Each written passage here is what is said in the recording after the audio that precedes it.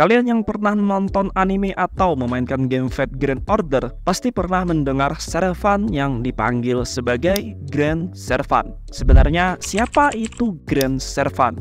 Jadi begini ceritanya.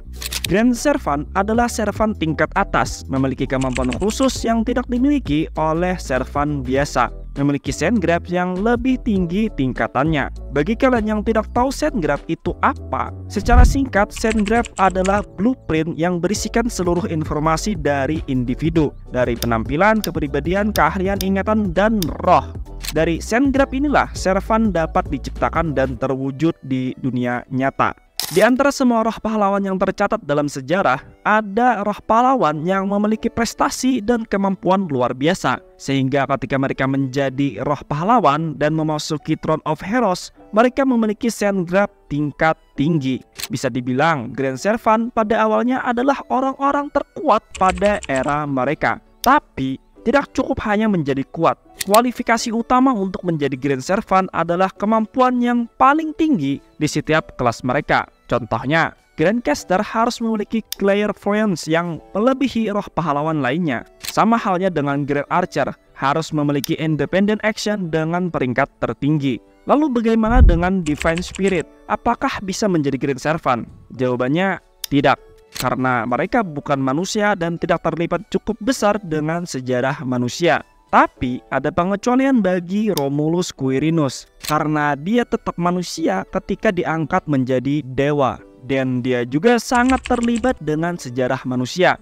Demikian pula Tezcatlipoca, dia juga Divine Spirit yang bisa dipanggil sebagai Grand Servant. Tezcatlipoca dapat dipanggil sebagai Grand Servant karena menggunakan manusia sebagai wadahnya. Dia menjadi Grand Servant menggantikan Abah Hassan setelah melepas gelarnya karena kandidat Grand Assassin tidak ada. Dan yang paling dekat dengan kualifikasi Grand Assassin cuma Tezcatlipoca.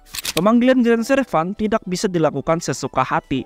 Grand Servant hanya terpanggil jika ada ancaman terhadap umat manusia, dan dia dipanggil oleh dunia itu sendiri. Kelas Grand Servant yang terpanggil akan menyesuaikan dengan ancamannya, seperti Grand Assassin yang dipanggil untuk memberikan konsep kematian pada musuh yang tidak memiliki konsep kematian. Kemampuan khusus seperti inilah yang menyebabkan roh pahlawan bisa menjadi Grand Servant. Bisa dikatakan tugas para Grand Servant adalah menghadapi ancaman umat manusia atau dunia, entah dari beast maupun makhluk ekstraterestrial. Pemanggilan Grand Servant juga pernah dilakukan oleh manusia tanpa campur tangan dunia. Aliansi Godbreaker berhasil menciptakan Grand Summoning Vessel Aether menggunakan metode ritual chain summoning dengan memanfaatkan singularitas dan lost belt. Membutuhkan 7 susunan pemanggilan yang tersebar di seluruh Olympus untuk menciptakan Grand Summoning Vessel. Namun, chain summoning ini membutuhkan mana yang besar. Aliansi Godbreaker mengatasi masalah ini menggunakan Gunung Olympus sebagai pemasok mana. Gunung Olympus berisi mana yang tak terbatas karena terhubung dengan ley line dewa. ORT menjadi anomali dalam pemanggilan. Dia bukan roh pahlawan, tapi dia mampu mensummon dirinya sendiri sebagai Grand Foreigner. Ini bisa dilakukan berkat kemampuan vampirnya. ORT mampu menyalin semua informasi dari servant yang ia makan. Dari informasi inilah, ORT mampu meniru formula pemanggilan roh pahlawan hingga akhirnya dia dapat mensummon dirinya sebagai Grand Foreigner. Grand Servant yang diketahui sampai sekarang baru 6 dari 7 kelas. Grand Assassin diisi oleh Abah Hassan, muncul pertama kali di Singularitas Camelot. Namun Abah Hassan turun dari posisi Grand Servant setelah melawan Tiamat, digantikan oleh Tezcatlipoca. Grandcaster diisi oleh Solomon, muncul pada Singularitas terakhir. Solomon juga turun tahta dari Grand Servant setelah menggunakan Asnova dan mengembalikan semua cincinnya ke dewa. Grandcaster sekarang diisi oleh Merlin. Sebenarnya Gilgamesh sempat menjadi kandidat Grandcaster. Namun karena kerjaannya cuma ngelempar harta dibanding nge-casting spell, makanya dia tidak terpilih sebagai Grandcaster. Posisi Grand Archer sekarang sedang kosong. Sebelumnya, posisi Grand Archer dipegang oleh Super Orion. Namun, dia melepas posisinya setelah melawan Artemis Lost Belt. Grand Lancer dipegang oleh Romulus Quirinus, muncul pertama kali di Atlantic Lost Belt. Romulus juga melepas gelarnya dari Grand Lancer setelah melawan Chaos. Posisi Grand Lancer sekarang sedang kosong.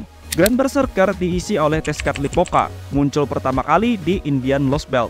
Mungkin ada yang bingung kenapa Tezcatlipoca bisa memegang dua gelar Grand Servant. Ini terjadi untuk mengisi kekosongan Grand Assassin, dan Tezcatlipoca memiliki karakteristik yang paling dekat dengan Grand Assassin. Grand Rider dipegang oleh Noah, muncul di Seven Imitation Singularity. Untuk Grand Saber masih belum dikonfirmasi secara pasti. Saat di South American Lost Belt, Best Olgamari mengklaim pernah mengalahkan Grand Servant dari semua kelas, termasuk Grand Saber. Tapi hal ini terjadi di dalam mimpinya. Konon katanya Artoria Avalon muncul sebagai Grand Saber, tapi tetap ini masih belum tervalidasi. Terakhir ada Tai Gong Wang yang mengaku sebagai Grand Rider. Dia juga salah satu Grand Servant yang bertarung dengan Best Olgamari di dalam mimpinya, dan dia muncul di sana sebagai Grand Rider. Tai Gong Wang juga mengaku kalau dia dipanggil sebagai caster, maka dia akan muncul sebagai Grand Caster. Oke kawan, sampai di sini aja ceritanya. Jika ada tambahan atau kesalahan, silahkan aja tulis dan koreksi di kolom komentar.